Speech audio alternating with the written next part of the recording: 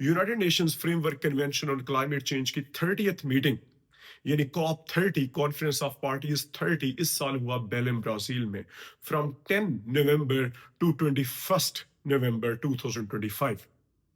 इस particular meeting को attend किया गया पाकिस्तान की तरफ से not for debate purpose but to warn the world.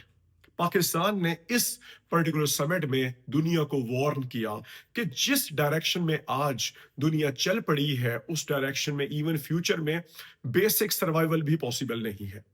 Pakistan की एक बात जिसको आज डिक्लेरेशन कंसीडर किया जा रहा है कॉप 30 का वो ये है कि Pakistan has said that vulnerable nations are being affected by climate change and it is not their fault, meaning climate change cause करने वाली कोई और है और affect होने वाली vulnerable nations है।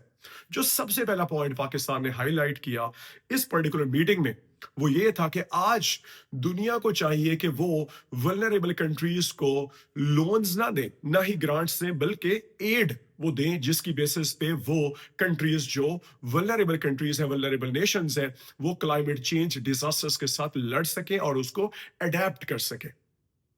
उसके अलावा एक और जो पॉइंट यहां पे हाईलाइट किया गया that was of climate justice. Climate justice का आइडिया बहुत ही इंपॉर्टेंट आइडिया है, वो ये है कि जो बर्डन्स हैं और बेनिफिट्स हैं क्लाइमेट चेंज के वो इक्वली जो है वो बेयर करने चाहिए। मीनिंग जो कंट्रीज, जो बिग कॉरपोरेशंस दुनिया के अंदर ज्यादा से ज्यादा इमिशंस को कॉज करिए, नुकसान भी उन्हीं का होना चाहिए। लेकिन हम देखते हैं ऐसा होता नहीं है। दुनिया के अंदर इमिशंस करने वाले कंट्रीज कोई और है, बिग कॉरपोरेशंस कोई और है, लेकिन नुकसान पाकिस्तान जैसे कंट्री का हो जाता है।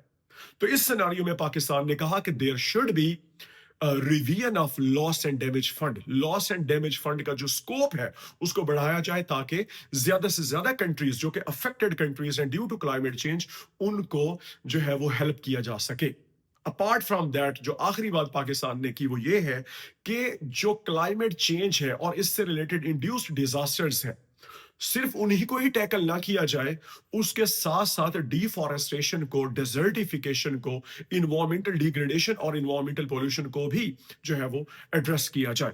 सिंस पाकिस्तान में अच्छा खासा एक चंक है यूथ का, यंग लोगों का, और हमारे केस में आप लोग देखिए कि यूथ और यंग लोग जो है वो अफेक्ट हो रहे हैं, उनकी हेल्थ अफेक्ट हो रही है और हेल्थ की बेसिस पे उनके कॉग्निटिव स्किल्स जो है अफेक्ट हो रहे हैं। अपार्ट फ्रॉम दैट उनकी ओवरऑल लाइफ अफेक्ट हो रही है।